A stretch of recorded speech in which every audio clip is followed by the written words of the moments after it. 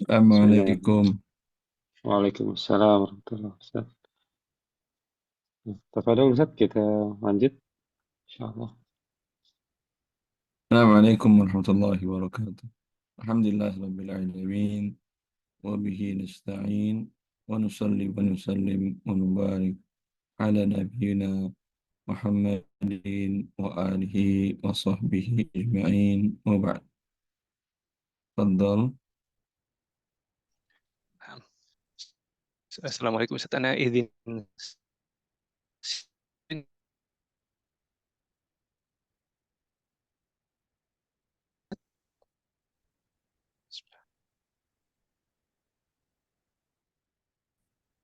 semoga screen-nya udah di ini Ustaz, udah terlihat.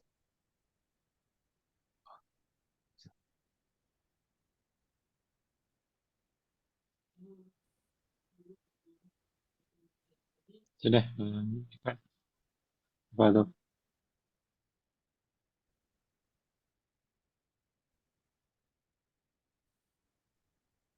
Info Ustaz, Sudah kelihatan, screen-nya udah silakan. terlihat. Hmm. Ana mulai dari terakhir di paragraf akhir. Bismillah. Wassalatu wassalamu ala nabiyyina Muhammadin wa ala alihi wa sahbihi ajmain. Qala Ibnu Al-Haytami dalam buku Fajr mengategorikan perbuatan ini termasuk salah satu dosa besar. Ia berkata, dosa besar ke-205, berhutang dengan niat tidak akan melunasi hutangnya, atau ada niat untuk membayar, akan tetapi tidak ada harapan, dia mampu melunasi hutangnya karena saat berhutang, dia telah memperkirakan tidak ada harta yang dia miliki yang dapat melunasi hutangnya. Dan dia berhutang juga bukan untuk keperluan yang bersifat darurat. Serta pihak pemberi hutang tidak mengetahui keadaan peminjam. Ya, bila Anda berhutang. Sampai di sini. Halo, apaan akhi? Aika, Nah, Ustaz. bila seseorang berhutang. Nah, Ustaz. Ya, Anda beri penjelasan dulu. Halo, Nah, amanan Ustaz. lanjut. Apa? Ya, baik. Bila seseorang berhutang, Anda yang lebih paham tentang kondisi Anda. Maka berhutang itu bisa jadi jatuh kepada dosa besar sebagaimana yang dijelaskan oleh Ibnu Hajar Al-Haytami dalam kitabnya Az-Zawajir an Iktirafil Kabair, yang berarti hardikan untuk melaksanakan dosa-dosa besar. Beliau masukkan ke dalam kategori dosa besar orang yang berhutang, dan pada saat dia berhutang, dia kemungkinan besar tidak mampu membayarnya karena tidak ada aset, satu. Kemudian dia tidak memberitahukan kepada pemberi hutang, baik hutang dalam bentuk pinjaman atau hutang dalam bentuk transaksi tidak tunai, ya. Akhi, kemana antum ini? Kembalikan kepada tadi. Nah, Ustaz. Ini anak kepencet Afwan, Ustaz. Iya, tapi Aduh, kembalikan lagi ke pencet apa? 66. Berapa halaman lagi ke depan? Bukan, bukan. Antum coba klik di itu, search menggunakan kata zawajir. Ketemu itu. Iya, ya, nah, Ustaz. Ketemu Ustaz, sedikit lagi, Insya Allah. Insya Allah. Ibnu Qayyum, sebentar ini. Afwan dan Ustaz. Nah, ini ya. Udah Ustaz. Ada. Ah, ini dia. Ya. Pertama, bila dia lihat dia berhutang pinjam 10 juta atau beli motor dengan tidak tunai. Dia tidak punya aset untuk membayarnya bila la qadarul terjadi prestasi. Juga tidak ada perkiraan ada uang yang akan diterima untuk melunasi hutang tersebut. Juga tidak memberitahukan kepada pihak yang memberikan piutang tadi. Juga kebutuhannya tidak sampai dalam darurat. Berapa kriterianya berhutang haram?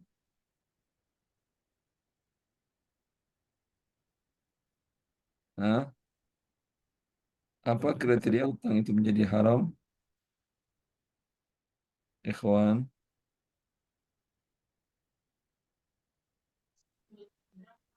Mungkin ada yang mau menjawab, bisa lewat chat atau caption. baru saya sampaikan tadi. Ada 4 kriteria. Bila terpenuhi, maka hutang Anda yang berhutang, melakukan dosa besar. Pertama apa tadi? Berhutang dengan niat Eh, tidak ber- akan melunasi hutang, Ustaz. Dia perkirakan tidak akan, walau niat ada mau bayar, tapi saat berhutang dia tidak ada kemampuan. Dia perkirakan aset tidak ada nutupin 10 juta itu, rumah ngontrak, kemudian peralatan perabotan rumah nggak ada sampai 10 juta. Dijual semuanya pun tak ada sampai 10 juta. Paling hanya 5 juta. Terus dia kebutuhannya tidak darurat. Kebutuhannya motor umpamanya. Walau kata dia motor mau mencari nafkah. Ya, tapi tidak darurat mencari nafkah dengan motor. Bisa dengan disewa motornya untuk mencari nafkah. Bukan dengan wajib dibeli. Ya. Kemudian tidak ada aset, tidak diperkirakan ada uang di waktu itu, dan dia tidak memberitahukan kepada pihak yang dia berhutang kepadanya. Berapa syaratnya berhutang menjadi dosa besar? Ada 4, Ustaz. 4. Pahami itu baik-baik. Agar kita tidak mudah berhutang. Ya, semua pakai hutang. Sekolah anak pun berhutang. Walau untuk sekolah anak, apakah sekolah anak masuk darurat?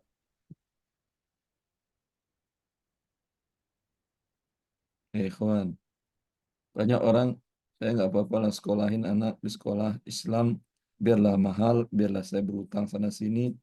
Yang penting anak-anak mengerti Islam dengan baik. Boleh itu?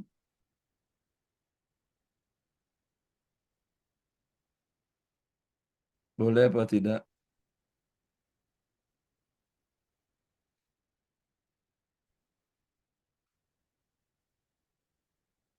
Lihat kondisi Anda.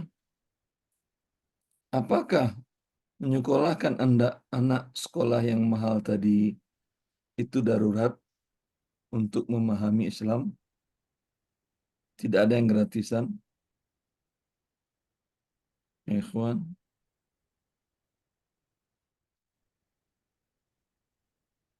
Hah? ini ada yang menjawab Ustaz sesuai dengan kemampuan masing-masing Ustaz. Jadi tidak wajib, jadi semampunya saja menyekolahkan anak Ustaz. Pertanyaan saya yang kedua tadi, apakah darurat menyekolahkan anak di sekolah yang mengerti Islam dengan baik? Kebutuhannya darurat apa tidak? Tidak darurat ya akhi. Kalau anak Anda tidak terdaftar di sekolah yang sekarang, alhamdulillah sekolah-sekolah yang bermanhatkan Ahlus Sunnah wal Jamaah digandrungin banyak orang tua. Namun memang banyak orang tua bukan menyesalkan, tetapi real keadaannya sekolahnya mahal. Sekolah mahal itu konsekuensi, ya, konsekuensi sekolah yang swasta, apalagi kalau dia mondok, itu adalah termasuk uang makan dan lain-lainnya. Ya, seperti itu. Tapi apakah sampai darurat? Jawabannya tidak. Banyak ilmu syar'i yang sesuai sunnah bisa Anda dapatkan dan Anda ajarkan ke anak-anak Anda atau anak Anda pelajari dengan gratisan. Anda cukup naik kendaraan umum gratisan, bisa anak Anda setiap hari mendapat kajian sunnah. Apalagi weekend, akhir pekan Sabtu Ahad, hampir umumnya di kota-kota besar. Ini saya berbicara tentang Jabodetabek ya. Lain halnya mungkin kalau di daerah. Mungkin kajian-kajian sunnah tidak semarak di Jabodetabek. Ya, bagi hidup Jabodetabek seperti tadi tidak wajib, tidak darurat bagi Anda. Hari anak Anda sekolah, umpamanya pagi, atau kan bisa dijadwal diatur sekolah PKBM itu yang bersifat apa namanya paket B, paket C, bisa kan dijadwal waktunya kan ya. Jadi waktu yang tidak bertentangan, pagi, Senin, Selasa, Rabu, sampai Ahad, banyak kajian-kajian di Jabodetabek.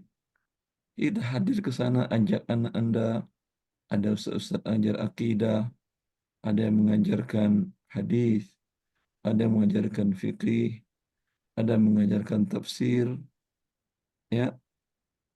Bahkan di beberapa masjid yang sudah menetap para asatidnya bagus.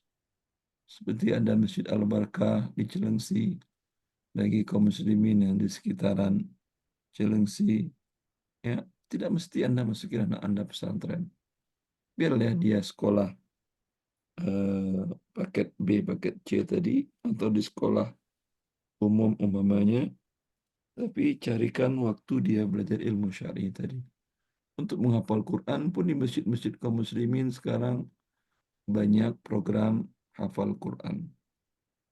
Ya, alhamdulillah ini nikmat dari Allah Azza wa Jal. Sehingga tidak ada alasan bagi Anda ya untuk anak Anda tidak mengerti syariat Allah dengan baik. Oh, mahal segala macam.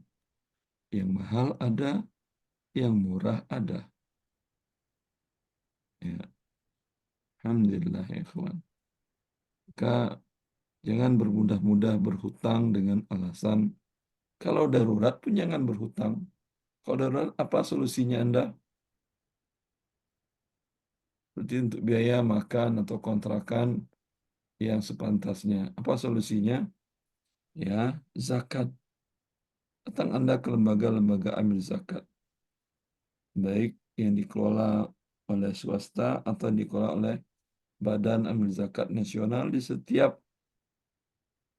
kelurahan, di setiap desa, di setiap kecamatan, di setiap provinsi, di setiap kota ada.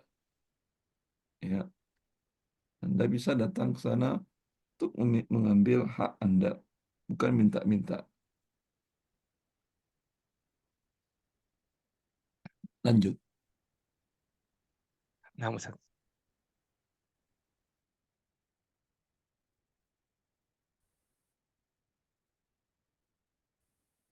Kemudian Rasulullah SAW menunda-nunda dengan berbagai alasan. Orang ini pantas diberikan hukuman. Para ulama menjelaskan maksud hukumannya adalah hukuman penjara hingga dia melunasi utangnya. Nabi SAW bersabda, "Layul wajdi yuhillu uqubatahu wa Tuan akhi, irdoh." Eka, sepertinya sinyal antum agak lemah, maaf. Ada Penundaan ikhwan yang lain yang sinyalnya agak bagus. pelunasan hutang. Oh, nah Ustaz. Hmm, Nah Ustaz. Ada ikhwan lain yang sinyalnya lebih bagus. Antum lagi di mana, akhi? Di Qatar? Anda di Cilengsi, Ustaz. Oh, Cilengsi. Anda di Nah, Cilengsi kok Ustaz. bagus? Atau tidak bagus juga Anda, sinyal saya. coba ini coba pindahkan. Oh, mungkin karena antum Oh, iya. pakai ini share PDF, jadi agak berat mungkin suaranya.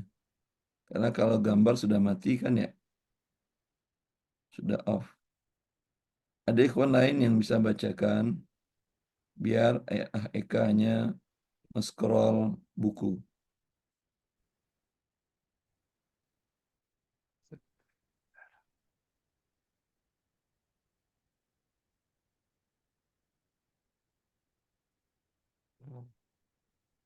Ustadz, apa suara Anda udah lebih jelas, Ustadz? Suara antum tadi jelas tapi hilang-hilang timbul. Nanti, Bu. Anda coba lagi, Ustadz. Kalau Coba, Ustadz, coba. Bismillah. Anda coba lagi. Ini sebenarnya Anda ganti, Impian coba. Rasulullah. Nah, apa Anda ulang? Penunda, penundaan pelunasan hutang oleh orang yang mampu merupakan kezoliman, dibolehkan menjatuhkan hukuman atau penjara kepadanya, dan dibolehkan mencemarkan nama baiknya, seperti dimasukkan ke dalam daftar hitam perbankan. Hadis riwayat Bukhari.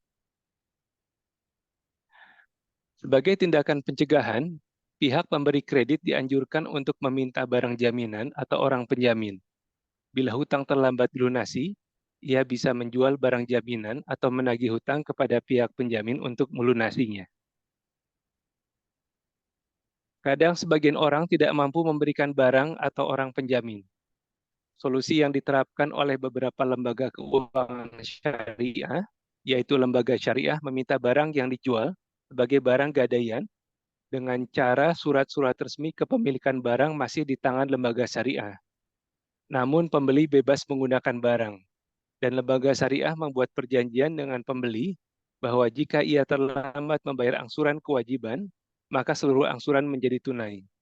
Bila ternyata pembeli terlambat melunasi angsuran, maka seluruh sisa angsuran menjadi tunai dan barang disita oleh lembaga syariah karena statusnya sebagai barang gadai, lalu dijual untuk menutupi sisa seluruh angsuran. Dan sisa uang penjualan barang setelah pelunasan hutang dikembalikan kepada pembeli. Solusi ini dibenarkan dalam Islam dan disetujui oleh Majma' al-Fiqih al-Islami atau Divisi Fikih Oki dengan keputusan nomor 51 2/6 tahun 1990 yang berbunyi, dibolehkan penjual kredit mensyaratkan jatuh tempo seluruh angsuran sebelum waktunya ketika pembeli terlambat melunasi sebagian angsuran, selama pembeli menyetujui persyaratan ini saat transaksi dilakukan. Penjual boleh mensyaratkan kepada pembeli agar barang yang dibelinya menjadi barang gadai sebagai jaminan agar pembeli tidak terlambat melunasi angsuran. Kalau Ustaz, suara Anda cukup jelas, Ustaz? Lanjut. Ya, jelas sekarang bagus. Lanjut. Selanjutnya, untuk juga keputusan nomor 64 2/7 1992 yang berbunyi penjual dan pembeli atau kredit boleh membuat kesepakatan bahwa keseluruhan angsuran menjadi jatuh temponya pada saat pembeli enggan memenuhi kewajiban bayar salah satu angsuran, selama pembeli bukanlah orang yang muksir, yaitu jatuh pailit. Hukum boleh menggadaikan barang yang telah dibeli kepada penjual hingga pembayaran lunas merupakan pendapat jumhur para ulama, mazhab Abu Hanifah, Malik, serta pendapat yang terkuat dari mazhab Syafi'i dan Hambali, serta didukung oleh keputusan Majma' al-Fiqih al-Islami, yaitu Ya, divisi sebentar. Fikih Oki. Sebagian orang ada berpendapat barang yang dibeli itu tidak boleh dijadikan barang gadaian. Ya, kalau maksud barang gadaian, Anda menjual rumah kepada orang. Lalu Anda katakan sebelum lunas pembayaran rumah tidak boleh kamu pakai, tidak boleh kamu tempatin. Nah, harus lunas dulu baru boleh kamu pakai, kamu tempatin karena dia merupakan barang jaminan. Kalau hal seperti ini memang tidak boleh. Karena ngapain dia beli? Kalau nggak bisa ngapa-ngapain, bukan menjadi milik dia. Ya, akan tetapi kalau cuma sebagai ya yang dipegang oleh si penjual hanyalah surat-suratnya, ya tidak ada masalah. Tapi setelah tentunya diserah terimakan kepada pembeli yang tidak tunai. Silakan kamu beli, tidak tunai, ini surat-suratnya, ini rumahnya, silakan kau tempatin. Kamu punya barang jaminan apa tidak selain objek rumah ini? Dia mengatakan, anak nggak punya, Pak. Kalau gitu, jaminkan surat-suratnya saya pegang, adapun rumahnya mau kamu pakai, mau kamu sewakan, milik kamu sudah.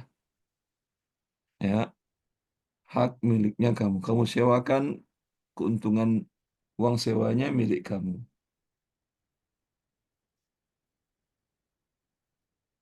Ini yang dimaksud oleh para ulama boleh itu.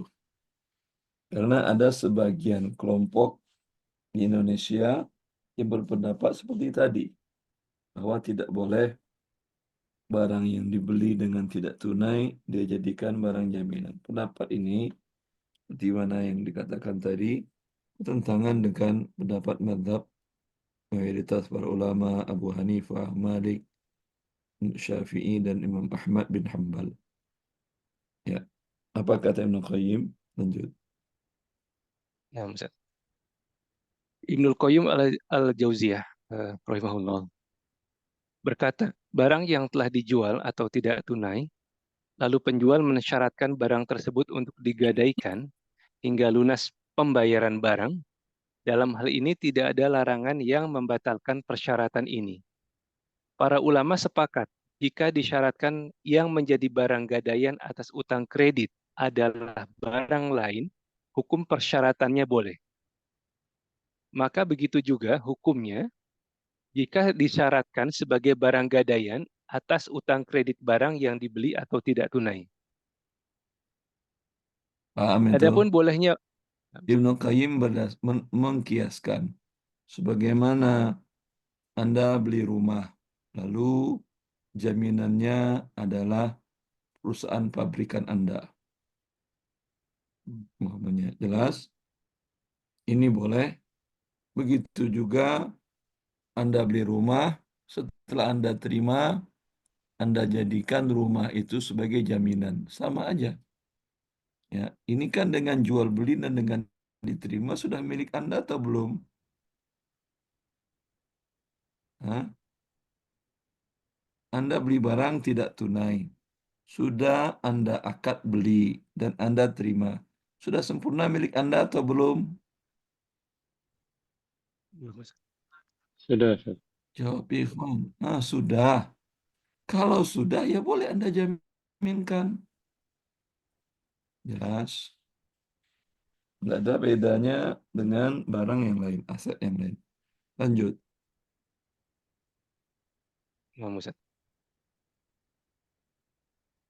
Adapun bolehnya penerapan sanksi keterlambatan angsuran dengan cara bahwa seluruh sisa angsuran menjadi tunai, selain Majma' al-Fiqh al-Islami juga dibolehkan oleh AAOIV dalam panduannya yang berbunyi, boleh membuat persyaratan bahwa seluruh sisa angsuran menjadi tunai apabila kreditur yang mampu sengaja lambat membayar kewajiban,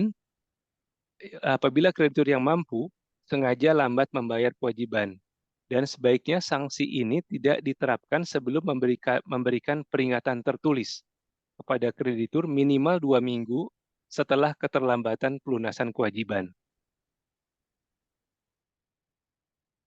Solusi ini juga pernah diutarakan oleh Ibnul Qayyum. Ia berkata, jika penjual kredit khawatir bahwa pembeli tidak memenuhi kewajibannya pada setiap angsuran yang telah disepakati, maka solusinya ia dapat membuat persyaratan bahwa bila jatuh tempo salah satu angsuran dan pembeli tidak melunasinya, maka sisa angsuran menjadi tunai.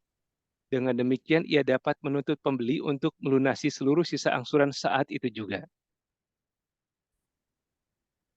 Dalil solusi ini adalah sabda Nabi Shallallahu Alaihi Wasallam. Wal muslimuna ala syurutihim illa syarton harama halalan au ahalla haraman. Orang-orang Islam itu memenuhi perjanjian atau persyaratan yang mereka buat kecuali perjanjian mengharamkan yang halal atau menghalalkan yang haram. Hadis riwayat Tirmizi disahihkan oleh Al-Albani. Dan dalam solusi ini, kedua belah pihak telah setuju akan persyaratan ini, maka keduanya wajib memenuhi persyaratan tersebut. Catatan perlu diingat, jika sanksi ini diterapkan, maka pihak penjual wajib mengurangi nilai harga yang disepakati dari awal, berdasarkan waktu jatuh tempo yang lebih awal. Karena harga awal adalah harga yang dimasukkan ke dalamnya,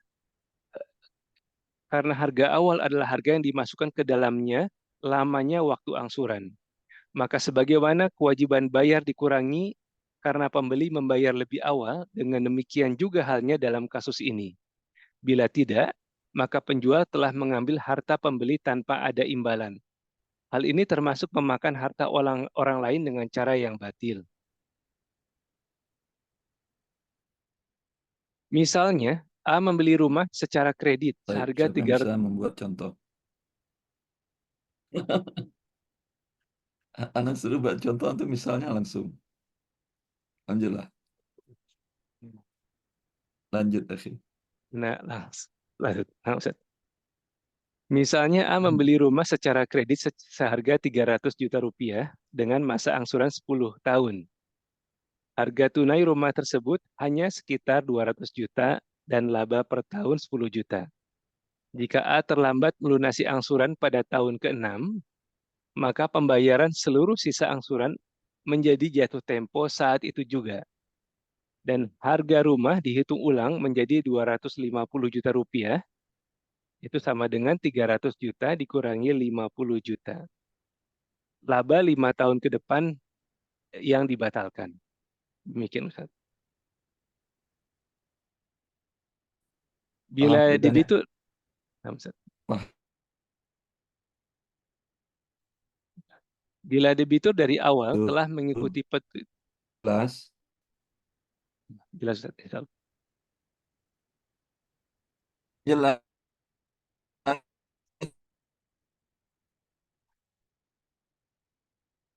Maaf Ustaz, suara antum putus-putus Ustaz.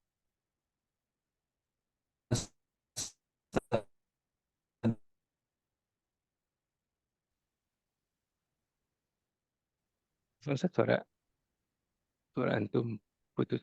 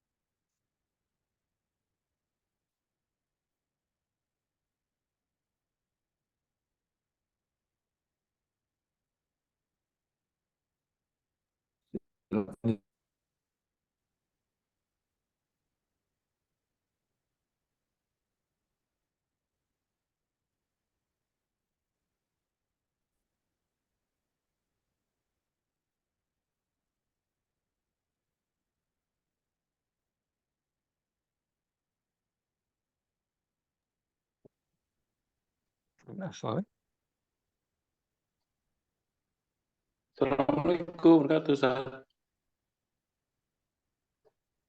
Suaranya hilang.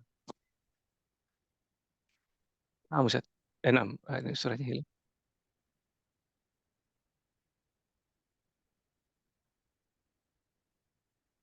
Terima kasih, Aki.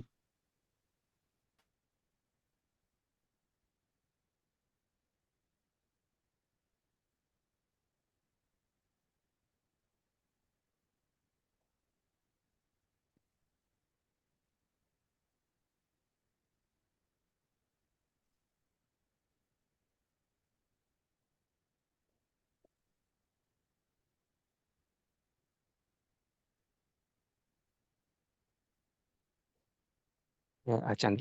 Apa? Apa mungkin Ustaz sedang join berkeley sebentar. Acan, suaranya jelas. Eh, agak putus-putus tapi lumayan jelas. Mana?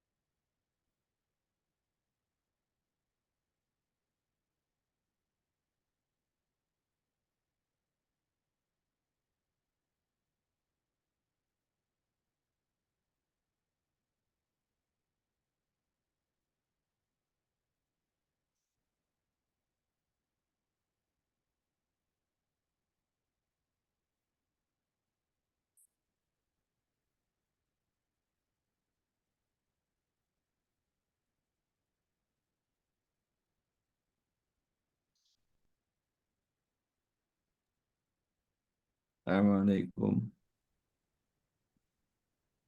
Waalaikumsalam warahmatullahi wabarakatuh, Ustaz.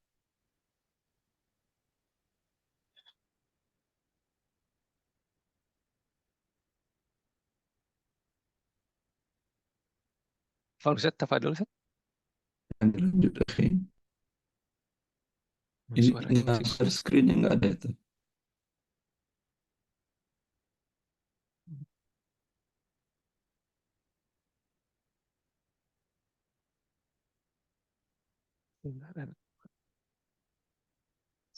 ya.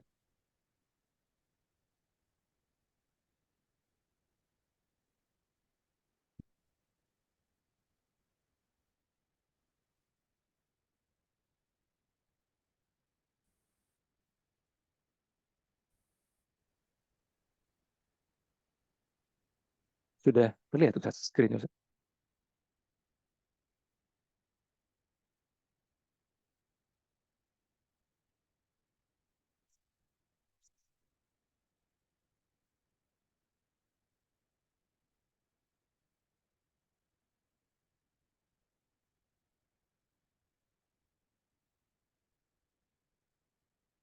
Fanfare jamaah sepertinya ada masalah sinyal.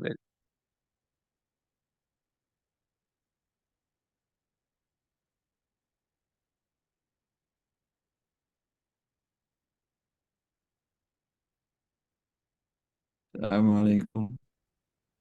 Waalaikumsalam Salam. warahmatullahi wabarakatuh.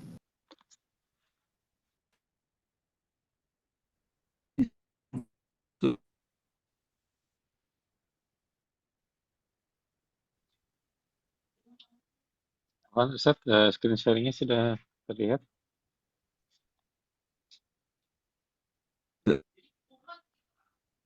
Ya,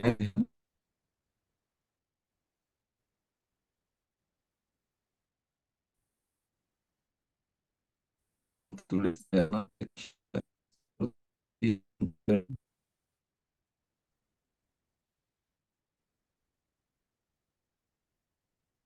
Tidak ada tulisan buku halaman.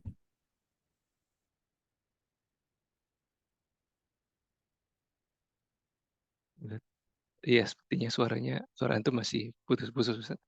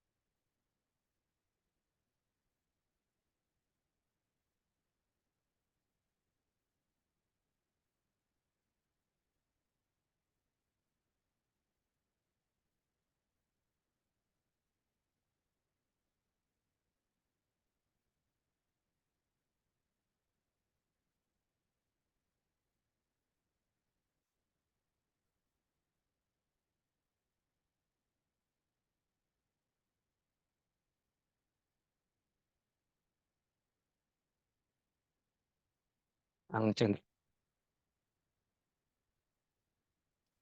Ya Kang, benar Kang? Mungkin memang di Cilengsi kali ini ya, sinyalnya lagi kurang bagus sepertinya. Wallahu a'lam. Coba kita tanya.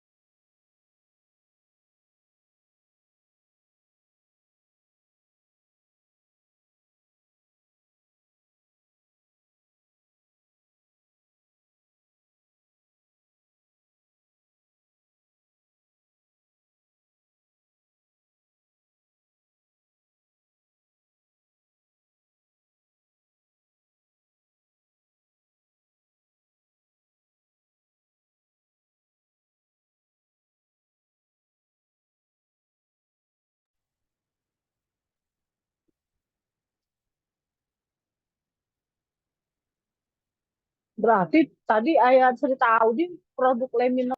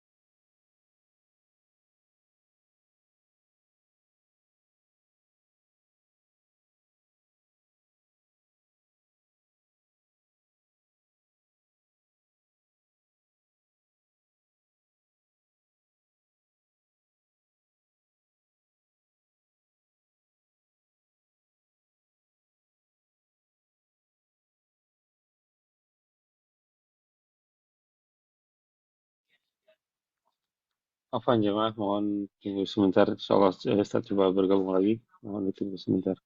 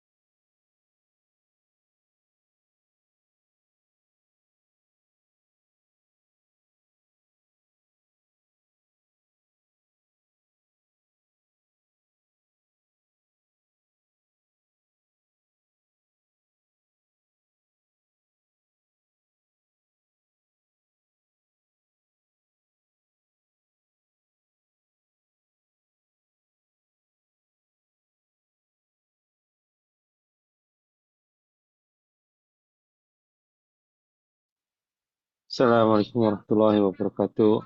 Afwan, ini sepertinya ada kondisi teknis, jadi mohon maaf.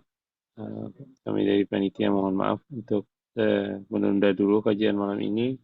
Insya Allah kita sambung lagi minggu depan. Wabillahi taufiq wal hidayah. Wassalamualaikum warahmatullahi wabarakatuh. Waalaikumsalam. Waalaikumsalam warahmatullahi Waalaikumsalam. Waalaikumsalam warahmatullahi wabarakatuh. Barakallahu fikum.